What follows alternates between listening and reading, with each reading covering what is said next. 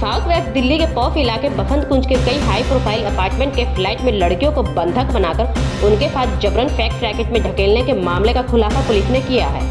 यहां के फ्लैट में मणिपुर का रहने वाला एक आरोपी प्रेम चंद्रा उर्फ अमित साल से किराए पर रहता था। वह अमित MBA की डिग्री ले चुका था। नामी सैलून और रिसेप्शनिस्ट के साथ साथ प्राइवेट सेक्रेटरी का जॉब ऑफर देकर लड़कियों को दिल्ली बुलाता। पुलिस के अनुसार 25,000 से लेकर 1.50 लाख तक का ऑफर देता था। बेसिकली ये 19 तारीख को हमारे को एक PCR कॉल मिलती है कि एक युवती द्वारा जो कि रायपुर के रहने वाली हैं कि वो डिस्ट्रेस में हैं।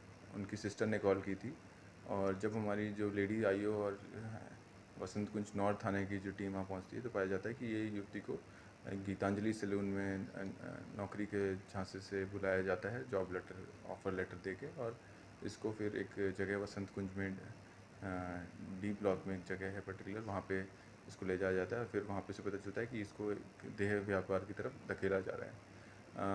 इसमें हमारी टीम ने मुस्तैदी से काम करते हुए जब वहाँ पे और लोगों से भी पता चला, वहाँ पे उस फ्लैट के बारे में इन्वेस्टिगेशन की पता करी तो हमें एक और वहाँ विक्टिम मिली जो कि काफ़ी टाइम से वहाँ मौजूद थी। उनको हमने डिटेल्ड उनकी काउंसलिंग करने के बाद और उनको समझाने के बाद उन्होंने भी हमें एक शिकायत दी, जिस पर हमने तुरंत मुकदमा दर्ज किया 370 IPC धारा के तहत। नौकरी की तलाश में देश के अलग अलग राज्यों में लड़कियां इसके झांसे में आती। जब वह दिल्ली पहुंचती तो अमित उन लड़कियों को फ्लैट में लेकर आता था। बहाने से उनको न्यूड फोटो लेकर फिर उन्हें सेक्स रैकेट में शामिल होने की जबरदस्ती करता था। अगर कोई लड़की ना करती तो उसका अश्लील फोटो वीडियो पे ब्लैकमेल करता था, जिसके कारण लड़कियां मजबूर होकर देह व्यापार के दलदल में धंसती जा रही थी। कुछ लड़कियों के साथ तो इसने भी रेप करने की कोशिश की थी।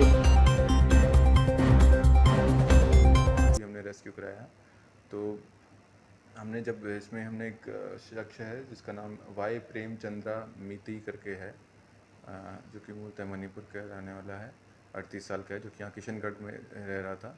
इसको अरेस्ट किया, जो कि ये पूरा नेटवर्क ऑपरेट कर रहा था। ये उन लड़कियों को एक पर्टिकुलर जगह रख के और वहाँ से उनसे देह व्यापार करा रहा था और साथ ही साथ उनके साथ।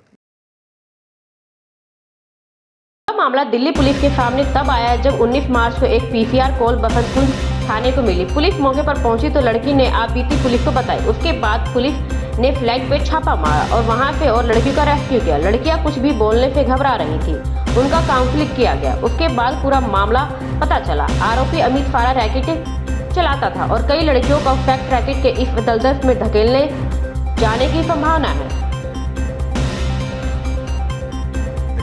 इसमें हमने उसके ऑब्टेन किए और उसमें अभी उसमें फर्दर तफ्तीश जारी है।